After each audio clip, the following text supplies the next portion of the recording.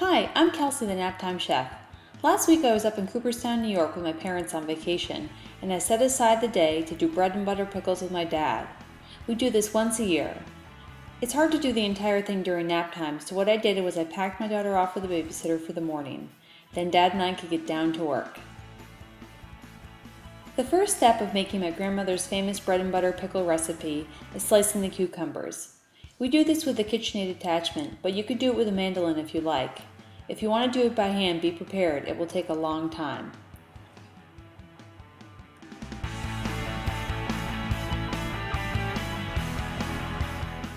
What's the secret of success with slicing?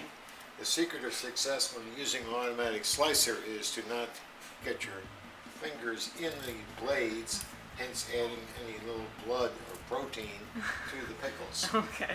Now,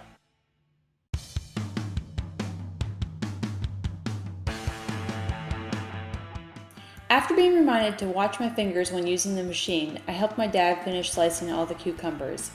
In the end, we had about 2 KitchenAid mixer bowlfuls of sliced cucumbers. When the first bowl was ready, we spread them into a plastic container. We'll fill up the second bowl with more cucumbers and some more ingredients and come back to this in a minute.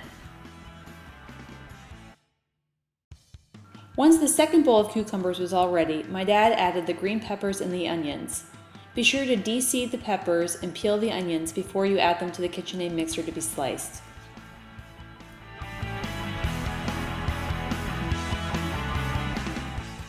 If any large chunks of onion or pepper manage to make it through the slicer, pull them out and hand cut them.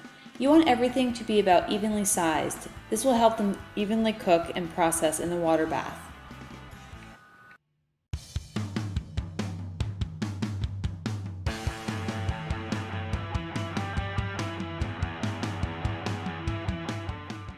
When the second bowl was ready, with the addition of the onions, peppers, and garlic, we added it to the plastic bin.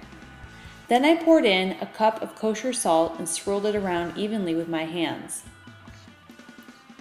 The purpose of doing this is to help draw out the water from the cucumbers and onions and peppers. This will help them crisp up.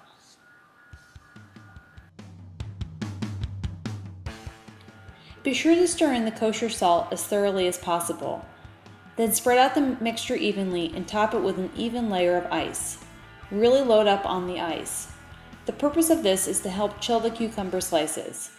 This way, after it's been sitting for 3 hours, the cucumbers will be drained of their water and nice and crisp, and they'll be all ready to go into the brew.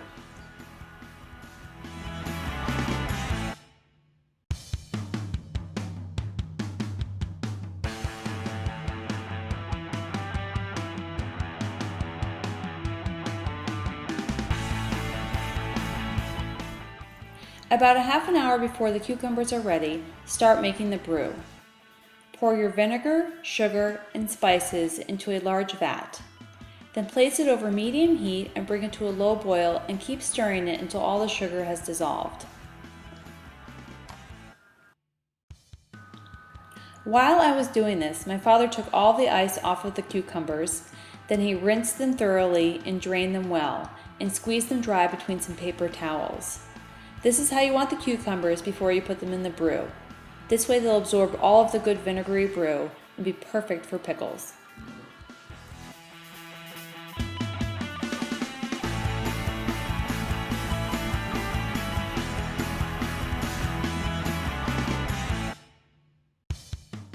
When the vinegar brew is ready, add the pickles and bring the brew back up to a boil. This will take a little while, so while you're doing it, be sure to sterilize your lids too. Assemble the sterilized jars in the base of a sink. Then, when the pickles have come to a boil, spoon them in gently. Pack them in and leave 1 inch of headroom at the top. Be sure to watch your fingers because the steam in the pickles are still very hot.